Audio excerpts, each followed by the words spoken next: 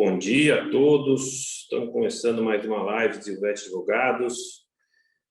É muito prazeroso estar nessa live com dois colegas de escritório, amigos, Marcela Cavallo, Renato Borelli, tá com os nossos colegas de escritório também participando da live, os nossos parceiros, nossos clientes e pessoas que têm entrado nas nossas lives para verificar como é que está a questão tratada no nosso escritório, pensada por nossos colegas. A gente tem sido desafiado e temos nos desafiado a pensar direito toda semana. Isso é um exercício que nos mantém em forma, né? Mentalmente ativos dentro do isolamento social que vai durando 2 anos daqui a pouco, né? Mas, enfim, vamos falar de coisas boas. Nós vamos falar de fintech hoje, né? Nós temos um cardápio de discussões aí muito interessantes, que a gente ia deixar a Marcela falar sozinha, mas a gente pensou bem, vamos ajudá-la, né, em alguns pontos. Marcela, o que nós temos para nosso debate hoje? Um bom dia para você, obrigado por estar sempre presente aqui. Bom dia, doutor Fernando, bom dia, Renato, e bom dia a todos os presentes. Hoje o tema é fintech.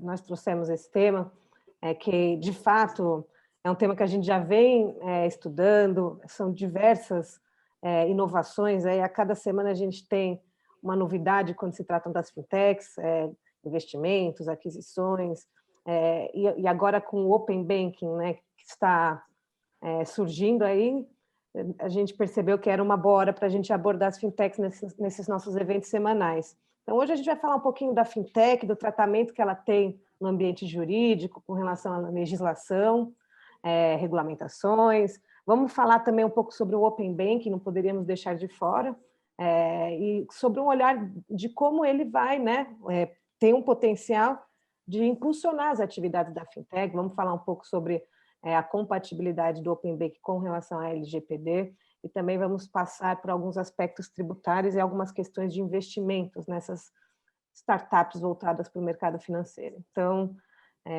para começar, a gente vai analisar aqui o histórico das fintechs no ambiente jurídico com relação à legislação. Na verdade, a falta de legislação, as fintechs elas não têm, né, uma lei que as estipule, que as regulamente. A gente vê só em 2000, apesar das fintechs elas terem, a gente ter conhecimento das fintechs desde o começo do ano de 2010, assim, elas, desde 2018 que a gente começa a perceber uma regulamentação maior por parte do Bacen, da CVM, e do Conselho Monetário Nacional. Então, é interessante esse tempo, né, esse decurso de tempo, sem que, de fato, os órgãos e a própria legislativo tenham olhado para as fintechs com esse cuidado. A primeira vez que a gente tem menção das fintechs na legislação foi na Lei 12865 de 2013, né, que ela criou o Sistema Brasileiro de Pagamentos, e aí ela inclui a fintech como instituições de arranjos de pagamento. Então, essa primeira menção das fintechs surge aí. Mas a gente, obviamente, consegue perceber que é uma atribuição muito simplista pelo que a gente conhece como fintech hoje, né? As fintechs elas são muito mais do que um arranjo de meio de pagamento, elas têm uma função muito mais relevante dentro do mercado financeiro e principalmente dentro da população, que vem cada vez mais interagindo com essas empresas, se interessando pelo que essas empresas oferecem, até por conta da competitividade do mercado. Posteriormente, a gente tem aí algumas regulamentações mais recentes que dividem as fintechs em 2 tipos, que seriam o que a gente chama de SCD e SEP, né? Então, seria a sociedade de crédito direto e sociedade de empréstimo entre pessoas, né? A sociedade de crédito direto seriam aquelas fintechs que, com os seus recursos próprios, elas oferecem empréstimos, financiamentos, e possibilitam algumas operações nesse âmbito para os seus correntistas, né? Para os seus clientes. Então, é interessante que essa SCD ela tem essa característica de necessitar do recurso próprio para exercer a sua atividade, diferente das CEPs, né, da SEP, que seriam aquelas que fariam intermédio entre o correntista e outra instituição financeira para possibilitar essas transações. Só que essas definições a gente começa a perceber que elas ficam um pouco obsoletas a partir do momento em que a gente já tem fintechs em diversos outros ramos, né, que não se enquadram necessariamente 100% nessas duas definições. Hoje a gente tem fintechs voltadas para a previdência privada, a gente tem, são inúmeras aqui, poderia ficar até amanhã falando aqui toda a inovação, todas as ideias novas que as fintechs têm trazido para esse mercado. Então, é interessante. Então, já te interrompendo, Marcela, se a gente tem na concepção da fintech a ideia de que é uma instituição financeira associada à tecnologia, não é a mesma coisa que os bancos estão fazendo? Existe um atrito entre bancos e fintechs? Eles estão brigando na justiça ou eles estão todos de acordo, estão fazendo a mesma coisa, estão todo um céu de brigadeiro? Você tem alguma notícia da jurisprudência, se existe uma discussão, se uma atividade é menos regulada, a outra é mais regulada? Porque a fintech veio para romper com as estruturas, né? A ideia da disrupção também está associada às fintechs. Mas romper o quê? Romper para quem? Como é que está essa briga? Você tem notícia disso? Como é que está isso na jurisprudência? Olha, as fintechs elas vêm justamente para trazer mais competitividade para esse setor, né? A gente olhando no passado não tão distante, era um setor que era dominado aí pelas grandes instituições financeiras, sem muita questão de concorrência, elas ficavam lá entre elas. E as fintechs elas vêm trazer um aspecto mais acessível e elas trazem esse aspecto de competitividade. Hoje as fintechs são devidamente regulamentadas, elas não carecem de regulamentação, apesar de ser uma regulamentação às vezes um pouco tardia, mas hoje a gente tem aí diversas resoluções, regulamentação do Bacen, trago aqui o destaque para a resolução 4656 do CMN. Então, hoje elas têm atividade regulamentada, isso não é um problema. Mas, de fato, é interessante a gente parar para analisar a atividade das fintechs, que elas competem com as instituições financeiras ainda dentro de uma pequena camada das atividades dessas empresas, né? Claro que as instituições financeiras tradicionais elas têm uma gama muito grande de serviços, né? De produtos que as fintechs ainda não entraram nesse meio. Então, existe uma competitividade pequena, não existe um grande conflito que eu tenho observado na jurisprudência que vale a trazer aqui com relação a essa disputa bancos versus fintech atualmente, porque, de fato, elas são muito bem aceitas e já tem uma regulamentação que as consolida. Então, a gente não tem esse risco de... Perdão, pode falar. Então, eles têm uma regulamentação, mas é uma regulamentação, você falou tardia, eu não sei se é tardia ou é ad hoc, né? Ou seja, de acordo com o problema que vai sendo enfrentado, a CVM vai regulando esse tipo de instituição. Mas eles não estão num nível de, vamos dizer, de regulamentação como os bancos, que tem Basileia 1, 2, 3, tem um monte de Basileia, que é uma regulamentação, inclusive, global, né? Que vai sendo absorvida pelo sistema financeiro brasileiro. A minha preocupação é o seguinte: se você vai trabalhar como agente do mercado financeiro, né? Você vai participar da diretoria, do conselho de administração, do conselho fiscal, você tem que tomar todo o cuidado e ainda assim você pode estar pensando numa direção, quando você olha para o outro lado, você já está infringindo uma regra do mercado financeiro de capitais relacionada a bancos. As fintech, num primeiro momento, me parecem, nessa direção, menos poluídas de regulamentação em relação aos bancos. Mas o que eu queria te provocar, e já te provocando também para o Renato, é se isso faz das instituições fintech realmente plataformas tecnológicas que, de alguma forma, escapam do sistema regulado, e isso tem reflexos nos produtos que eles oferecem e também no consumidor. Você vê da mesma forma que eu, ou eu estou vendo fantasma? Tanto isolamento social que eu vivo. Bom, olha, eu vou pedir licença aqui para fazer uma parte aí nessa conversa que está muito interessante. Bom dia a todos. Mais uma vez um prazer participar.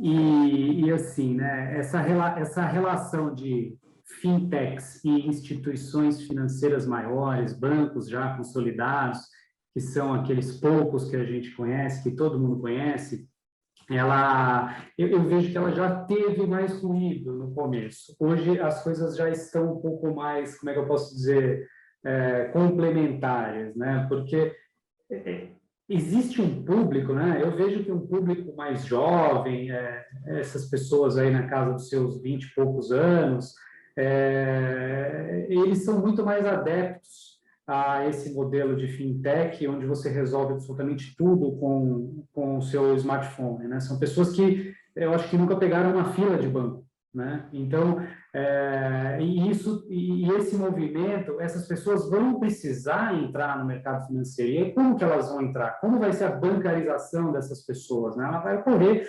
muito provavelmente por meio dessas instituições disruptivas, essas instituições mais modernas, que usam da tecnologia para vender serviços financeiros das mais variadas espécies, que são as fintechs, né?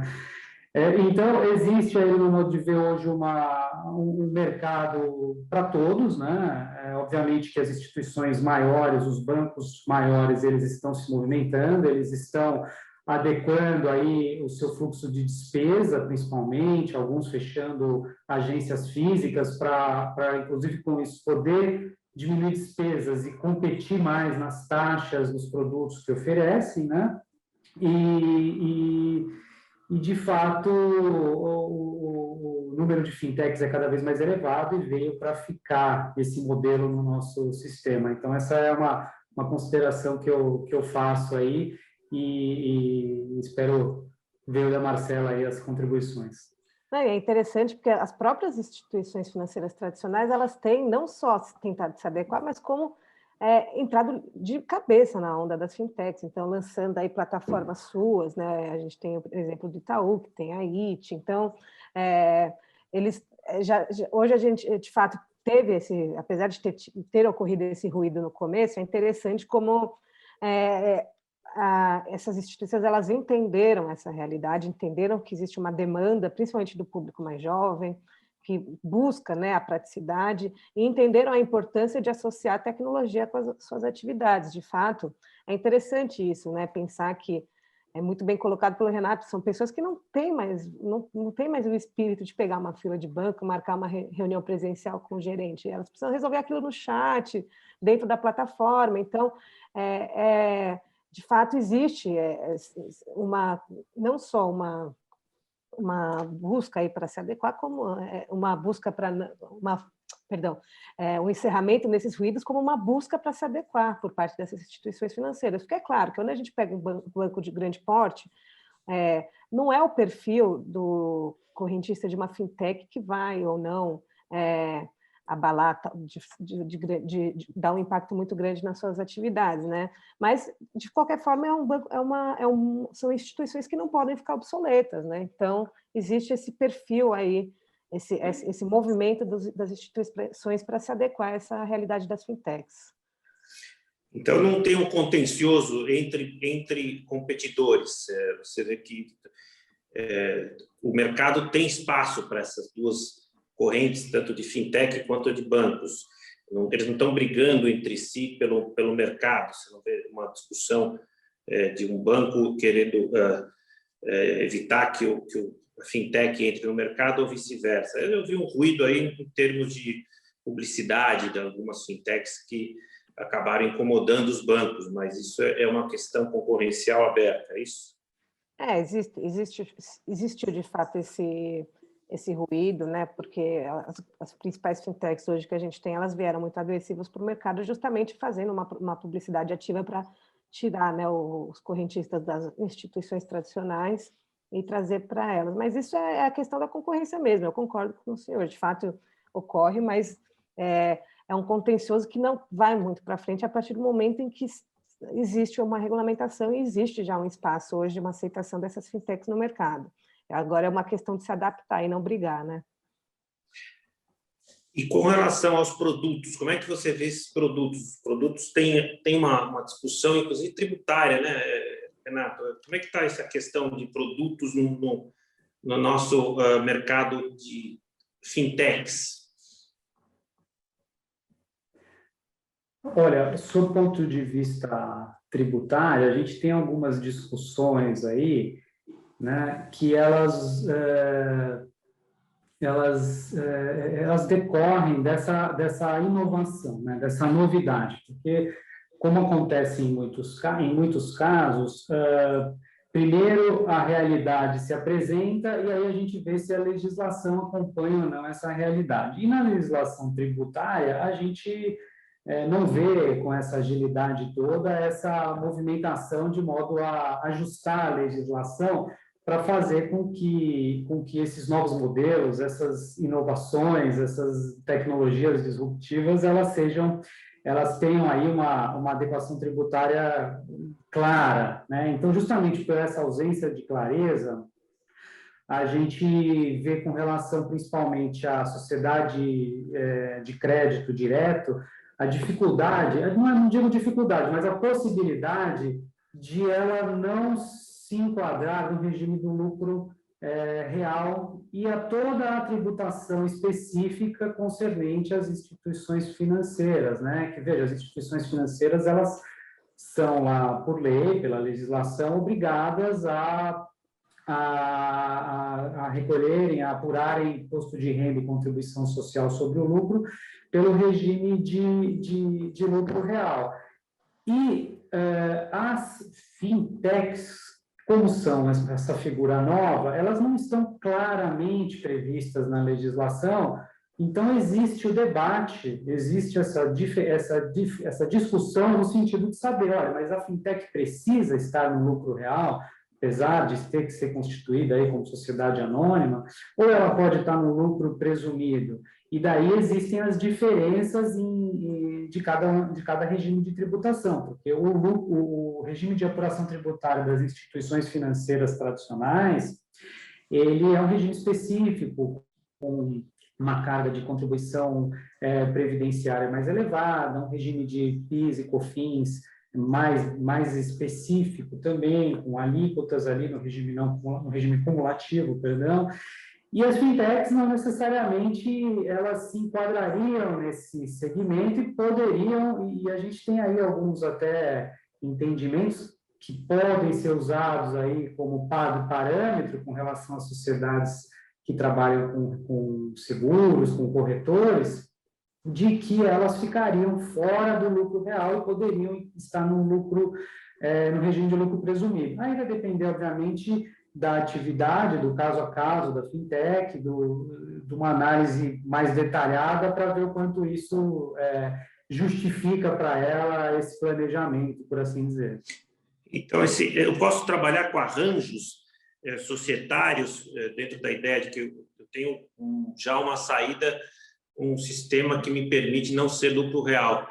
Mas, veja, o lucro real do banco tem uma desvantagem, mas também tem a vantagem de que, mesmo sendo lucro real, eles têm um sistema cumulativo de PIS/COFINS. A fintech tem, se está no lucro presumido, um sistema de PIS/COFINS cumulativo, dentro da ideia de que, bom, ela paga sobre a receita o imposto de renda, enquanto as instituições financeiras não. Será que isso muda o resultado de modo a ser interessante você ter fintech e comparativamente falando, ou seja, eu posso ter estruturas societárias, inclusive arranjos societários contratuais, como SCP, como outras formas contratuais de organização que me colocam numa vantagem competitiva em relação a bancos, de modo a eu poder trabalhar com com, vamos dizer, com uma rentabilidade mais interessante vis-à-vis o spread dos juros. Essa foi para você ficar contente com a pergunta. Eu sei que foi difícil, mas a Marcela está aí para te ajudar. Não, é o melhor dos mundos, né, Fernando? É um planejamento no sentido de você conseguir pegar o melhor de cada cenário, e é super possível. É super possível. É claro que depende do estudo do caso pontual, e a questão do lucro real, lucro presumido, ela não é tão simples assim, veja, porque a fintech, no primeiro momento, ela pode falar, não, vale muito a pena ficar no presumido, mas o lucro real também tem vantagens, como, por exemplo, os benefícios da chamada Lei do Bem, a Lei 11.196, que permite depreciação dos ativos tangíveis, a amortização dos intangíveis, a dedução de despesas com pesquisa e tecnologia. Então, é um ambiente assim, muito fértil para se realizar esse estudo de todas essas normas, de todos esses arranjos societários a que você se refere, claro, dentro do que o sistema permite e sempre visando aí a melhora da eficiência, da rentabilidade do negócio. Marcelo, eu posso dizer, então, que eu, como uma fintech, eu sou uma plataforma tecnológica que aproximo o Renato, que quer emprestar dinheiro, do Fernando, que quer pegar esse dinheiro emprestado. E você, Marcela, fintech, não pega nada, você não tem responsabilidade nenhuma em relação a tudo isso. Você só tem uma plataforma, um marketplace tecnológico financeiro. Isso cola hoje ou não? É que as fintechs, elas não ficam limitadas a isso. Hoje a gente tem fintechs que elas disponibilizam do próprio patrimônio, né, do próprio dinheiro delas para fornecer empréstimos. Então, é interessante isso, que as fintechs elas têm diversas roupagens hoje em dia. Evidentemente que se a gente trata de uma fintech especificamente nesse sentido que o senhor comentou, aí entra uma questão de responsabilidade muito, muito interessante, né? A gente tem aí, por exemplo, que analisar a possibilidade ou não de aplicação do CDC, a gente tem uma súmula do STJ que fala que as instituições financeiras, elas estão, elas são consideradas fornecedoras, então elas estão sujeitas às regras do CDC. Aí, evidentemente, que a gente teve já uma discussão, as fintechs são instituições financeiras, elas estariam. Hoje já se tem que sim, né? Já não é mais uma discussão, mas foi em um determinado momento. Então, nesses casos, se a gente enquadra essas fintechs como dentro daquelas regras do CDC, ela tem, sim, é passível de responsabilização por eventuais problemas. É lógico, a gente precisa ver qual que é a natureza desse problema, qual que seria a reclamação, mas elas não ficam isentas de responsabilidade por serem meras intermediadoras dessa relação. Muito pelo contrário, elas estão sujeitas à responsabilização por conta da força do Código de Defesa do Consumidor, nesses casos. Não, mas se eu te empresto dinheiro, veja, eu te empresto dinheiro é uma coisa. Agora, se eu simplesmente te apresento para o Renato e o Renato te empresta dinheiro, e eu, ao te fazer, eu só permito que você utilize uma plataforma eletrônica, e quem empresta o dinheiro para você é o Renato. Você autoriza que ele desconte as parcelas na tua folha de salários, no teu holerite, tipo um crédito consignado. O Instituto é de crédito consignado, mas não é do banco.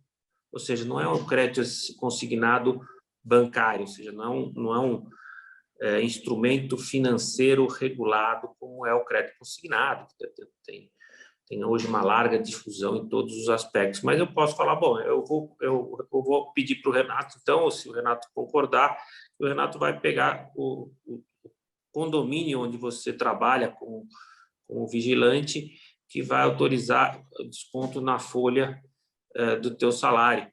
E isso para o Renato receber o dinheiro dele. Ou seja, a modalidade é de crédito consignado, mas não chamo de crédito consignado. Eu também não digo nada para você, eu simplesmente permito que o Renato empreste dinheiro. Isso não seria um crédito privado? Isso não estaria no campo, vamos dizer, extra-regulatório? ou em função de eu ter um nomezinho fintech, eu entro nessa categoria? Essa pergunta também foi boa, né? Vamos lá. De fato, quando a gente fala, voltando um pouco no que eu falei, que falta regulamentação, é exatamente, talvez seja aí esse o ponto que eu queria chegar. As fintechs, elas têm aí uma gama de criatividade, uma gama de espírito inovador para trazer novos produtos para o mercado. E assim, bem, como o Renato bem colocou, muitas vezes as regulamentações acabam vindo depois, porque as fintechs oferecem um serviço, todo mundo olha para aquilo e fala, olha, que tipo de serviço é esse? E aí vai lá alguém e regulamenta para enquadrar, né, para dar uma regra, para colocar limites e tudo mais. Então, assim, essas operações da fintech hoje, elas são reconhecidas como operações financeiras, né? Então, independente da roupagem que seja dada, se é um empréstimo privado, se é um consignado, como que está sendo, elas são consideradas para todos os efeitos, com as normas que a gente tem hoje, operações financeiras. Então, elas se enquadram nas regras, ainda que por analogia, dentro das regras que existem para esse mercado. É claro que a gente tem aí uma questão de regulamentação que, para as instituições tradicionais, são muito mais rigorosas, isso até é um ponto que fica de reflexão, mas, para todos os efeitos, as fintechs arcam, né? Elas têm que estar dentro daquilo que tem regulamentado para elas, porque, ainda que seja um produto que não necessariamente tenha algo, ele se equipara a uma atividade financeira para esses fins, né?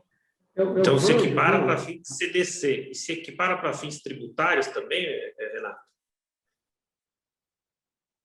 Desculpa, eu não entendi a pergunta, que eu estava com um raciocínio que eu ia desenvolver aqui, eu não peguei. Não, pode, assim, a questão é assim, se você tem uma equiparação pela forma de emprestar ao que o Código Consumidor coloca aquele que toma o empréstimo perante uma instituição financeira, então eu faço uma analogia, falo, bom, já que você tem um instrumento financeiro parecido, a aparência que eu vejo de instituição financeira vale para eu aplicar o CDC.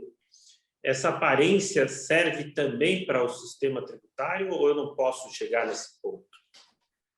O sistema tributário, ele é um pouco mais rígido, meu modo de ver, né, Fernando? Temos princípios aí que impedem essa tributação por analogia, que talvez seja esse o ponto que você tá querendo chegar, né?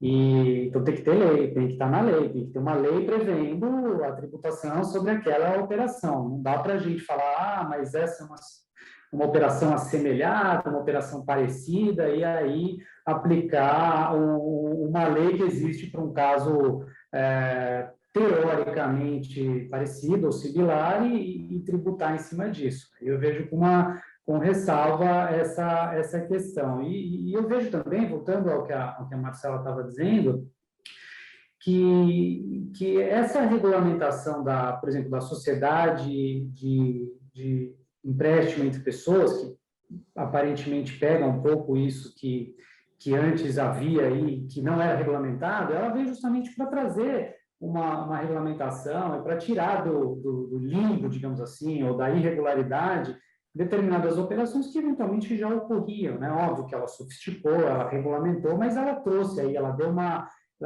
regularizou, ela normatizou um movimento que existia de uma maneira, obviamente, mais simples e mais precária, mas que hoje é possível de se fazer com fiscalização do Banco Central e assim, acaba que tirou do limbo uma série de coisas que já existiam, né, no meu modo de ver. Então, de fato, você tem algumas brechas na fintech, né?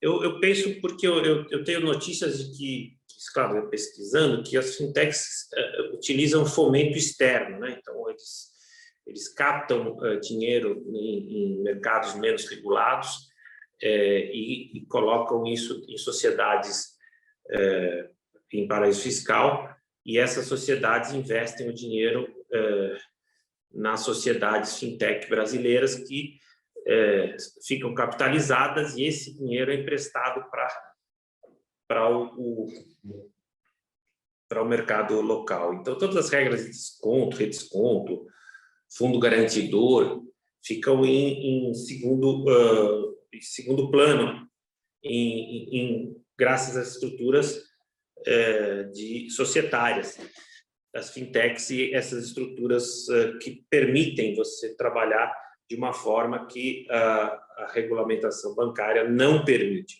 Ela tem uma restrição muito séria a esse tipo. Essa alavancagem de recursos que podem, em algum momento, virar uma pirâmide ou de alguma forma, uma estrutura piramidal que é uma instituição de risco, olhando o mercado financeiro e toda a preocupação dos órgãos reguladores em cima disso. A gente vê que, claro, há um combate a essas estruturas piramidais nas fintechs também, porque você oferece uma rentabilidade fora de mercado. Então, essas rentabilidades estão fora de mercado.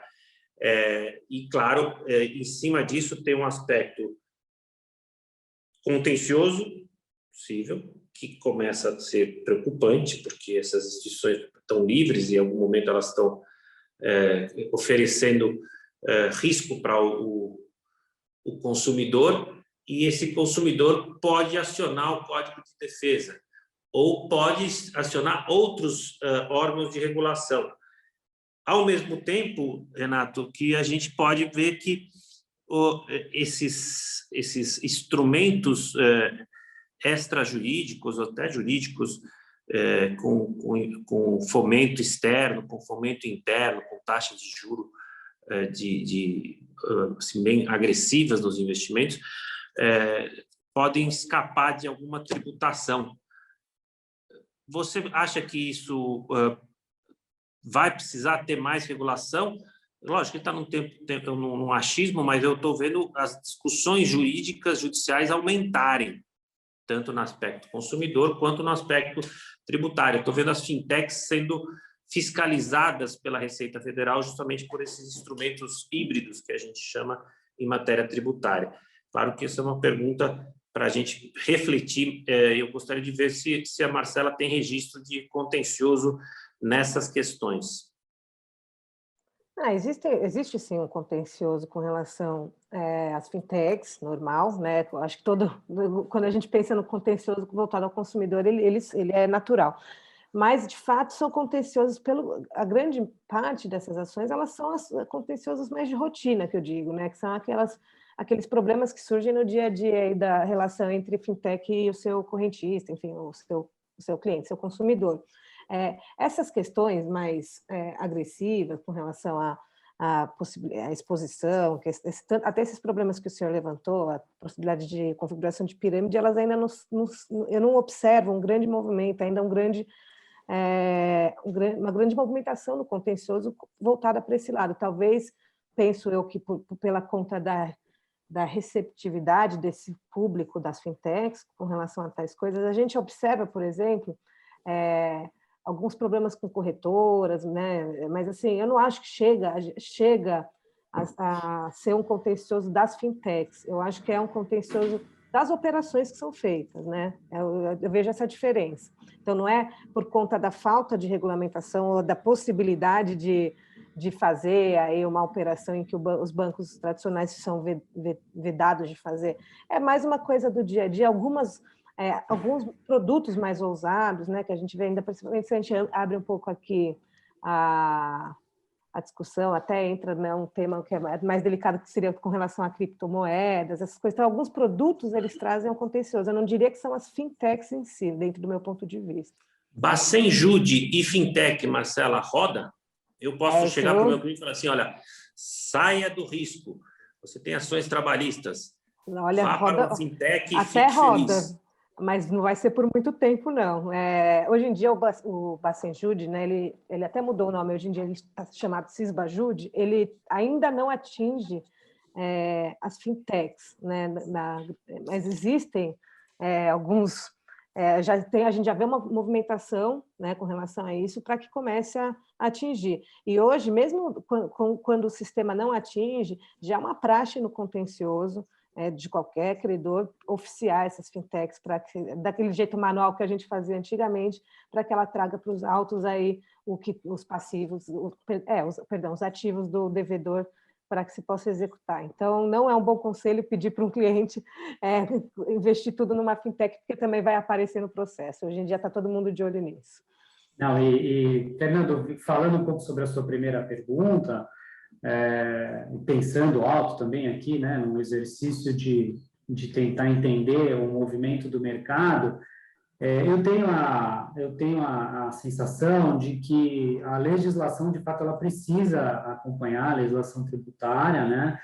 E é muito importante que todas essas empresas, essas fintechs, sejam elas em estágio inicial, startups ou maiores, já consolidadas, que quando elas estiverem dentro desses arranjos societários um pouco mais complexos, né? Participando aí de operações de fusão e aquisição, por exemplo, muitas vezes se juntando para ganhar corpo e aí competir um pouco mais forte com bancos, ou muitas vezes sendo adquiridas pelos próprios bancos, né? Que tudo isso seja sempre muito bem analisado, bem detalhado, propósito negocial das operações, de tudo que está acontecendo, todos os detalhes, porque é um campo, digamos assim, fértil para a interpretação do órgão fiscalizador, dos agentes tributários e realmente pode ensejar problemas, digamos assim, se essas operações, se essas atividades estiverem sido feitas de uma maneira ou muito arriscada ou com pouca fundamentação, né? Então, Marcelo, enquanto o Renato lê a pergunta do chat e tenta responder, eu vou te fazer outra pergunta. Nós estamos com um sistema bastante dinâmico, né, do campo tecnológico, de instrumentos de investimento, instrumentos de crédito, instrumentos de câmbio, instrumentos como você disse, de moeda, mas os elementos são tradicionais, né? As figuras são bastante tradicionais. O que eu estou pensando é o seguinte, olha, pensando com vocês, obviamente, eu tenho um filme que eu adoro, que assim, eu sempre recomendo para os alunos assistir, O Mercador de Veneza, né, com o Al Pacino, é um clássico de Shakespeare, que o Al Pacino quase que reescreveu o brilhantismo da atuação dele, e que ele conta basicamente a história, de um prestamista, né,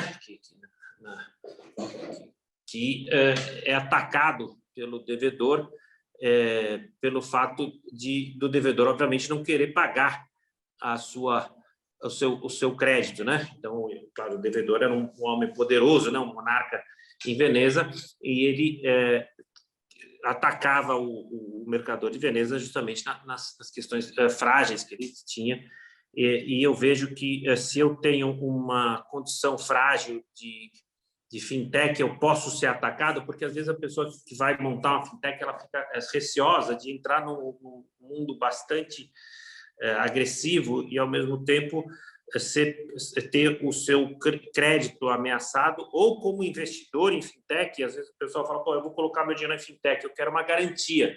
Como é que se garantia se é um mercado de risco? Você coloca isso dentro de um radar de contencioso, e eu vejo que quem investe numa fintech, ou seja, quem coloca dinheiro na fintech, coloca dinheiro bom num negócio de risco, ou pode-se considerar que é mais um investimento em tecnologia, mais um investimento em startup? Como você vê isso agora sob a ótica de quem coloca dinheiro, que investe, que entra nesse mercado, Marcela? Olha, do meu ponto de vista, eu acho que o investimento na fintech ele segue os mesmos moldes do investimento em uma startup, né? As startups, até falando de startup no geral, elas são empresas que elas surgem já o pessoal até brinca que elas já nascem praticamente mortas, né? A gente tem um índice de insucesso muito grande nas startups, né? Por conta de diversos fatores, e as fintechs elas entram nesse caminho, não tem como. Eu acho que, infelizmente, é a forma como é o caminho do negócio. Poucas dão certo e a maioria acaba não dando certo. Então, o risco existe. Agora, colocar dinheiro bom num negócio de risco, concordo, mas, assim, é aquela questão da aposta no negócio. Eu acho que tem que existir... a pessoa que ela opta por investir numa fintech, numa startup, é uma pessoa que ela acredita naquele, né? Pessoa que eu digo às vezes empresa, fundo, né? Estou falando aqui de maneira geral, que ela acredita naquele negócio e investe nele. Inclusive, quando a gente vê nas fintechs, é interessante que a gente tem observado um movimento de investimento muito grande, acho que por conta do Open Banking, muitas empresas têm buscado investir nessas fintechs, às vezes através de M&A, até do próprio Venture Capital, né? Então, é uma tendência muito grande. Então, assim, isso nem é do ponto de vista jurídico, acho que até do ponto de vista negociar, eu acho que tem um cenário muito propício para essas fintechs, então elas têm sido objeto de bastante interesse, bastante investimento. Com relação à pergunta do chat, eu sei que o Renato também vai responder, mas só para também já dar minha opinião. Não, desculpa até me corrigir, perdão, Renato, eu pensei que fosse uma pergunta tributária e era uma pergunta cível, mas se bem que você também pode ficar à vontade de responder. Eu pensei, na hora que eu bati o olho, eu pensei que era uma pergunta tributária. Mas imagina. Com relação à pergunta do Tiago, não vejo como conservadorismo, não. As contas de pagamento, elas também estão sujeitas a bloqueio judicial. Hoje em dia é difícil a gente achar o que não está sujeito a bloqueio judicial, né? Então, eu não vejo isso como conservadorismo. Eu acho que cada vez mais os credores eles têm buscado diversificar, né, a sua busca pela satisfação da execução. Então, eu não considero isso conservadorismo. Eu acho que realmente é necessário esse procedimento. Eu acho que é importante ter isso em mente, porque tem ocorrido sim, a gente tem verificado bastante penhora nesse tipo de conta. Aí é aquele eterno dilema, né? Nas execuções, onde ocorrem as penhoras, né? Se a execução deve se dar de acordo com o interesse do credor ou da forma menos gravosa ao devedor, né? Então, aí a gente sempre vai ter argumento para os dois lados, né? Mas tem que ser eficiente a execução, mas também ela não pode inviabilizar, né? Não pode quebrar o negócio. Então, matar a galinha dos ovos de ouro, você não tem mais ovo nenhum. Então, eu acho que esse cotejo é sempre válido quando a gente está diante desses dilemas aí de penhora, de execução, e agora com o Sisbajude, né? Esse sistema que vai atrás de tudo que tem que ir mesmo. Então, é bem relevante a pergunta aí do Tiago Moraes. Obrigado, então, Thiago. você antecipa cada vez mais pagamentos, você está fazendo antecipação de crédito. É um tema que tem sido muito caro na pandemia, porque você vai antecipando tudo, né? Você está antecipando 13º salário, restituição de imposto de renda, né? Algum crédito que você tem com a família, né? Você tem um empréstimo com o teu irmão, você já pega e antecipa com alguém. Ou seja, há uma antecipação de créditos, que isso está muito presente na economia, na mesma economia em crise, e, claro, aumenta a insegurança jurídica, mas quem empresta dinheiro, ou quem investe em dinheiro na fintech, pode ser um fundo. Esse fundo coloca dinheiro, mas esse dinheiro vai para o mercado. Não tem o quê de simulação aí, Renato? Não seria uma forma indireta de colocar dinheiro no mercado? E, consequentemente, você poderia tributar a fintech e não o fundo, porque você estaria colocando dinheiro no mercado de maneira indireta? Olha, essa operação como você desenha, ela vai transformar esse investimento do fundo em cotas, em ações, que aí sim são bens passíveis de valoração. Então, eu não acho que a gente deveria falar em simulação em casos como esse, não, viu, Fernando? Então, somente se você mudar o sistema de remuneração dos fundos, ou seja, se você fizer antecipações, fizer pagamentos que mudem a estrutura do fundo, senão tudo normal, continua a segurança jurídica dos investimentos nesse tipo de ambiente tecnológico, nesse tipo de startup. Eu entendo que sim, E afasta também, veja que interessante, claro, eu estou maquiavelicamente discutindo com vocês, a cabeça vai funcionando até fazer qual pergunta que eu vou pegar a Marcela no contrapé. Então, mas é lógico que a gente está pensando assim nos argumentos, nos instrumentos jurídicos e como esse mercado é tão tão fascinante em termos de direito tributário, direito comercial, etc. E eu vejo que as questões de estruturação de negócio, essa dinâmica das fintechs, para fins de resgate do investimento, existe um pouco de vou dizer, dúvida.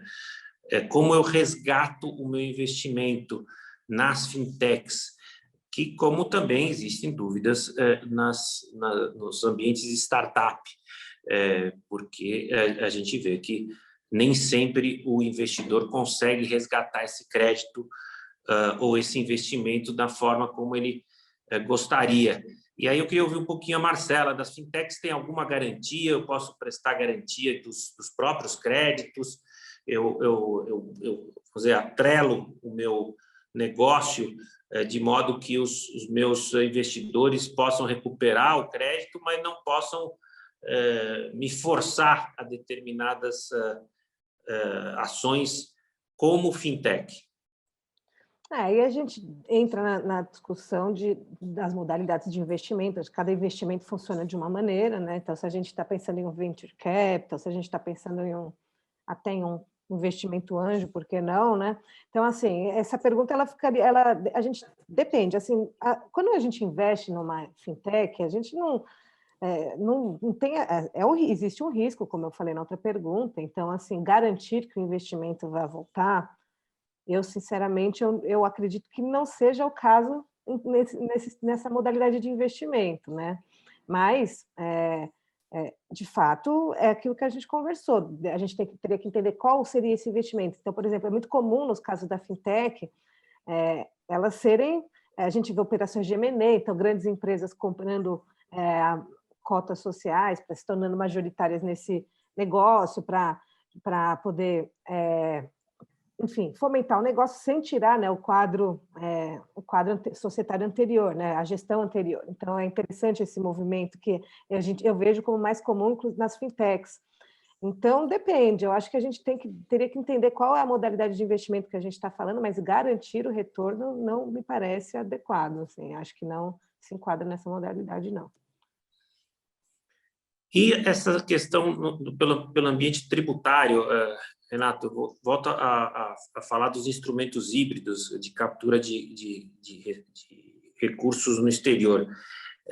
Muito desses recursos entram nas fintechs por meio de investimento e não de empréstimo. E, consequentemente, tem uma estrutura tributária mais vantajosa.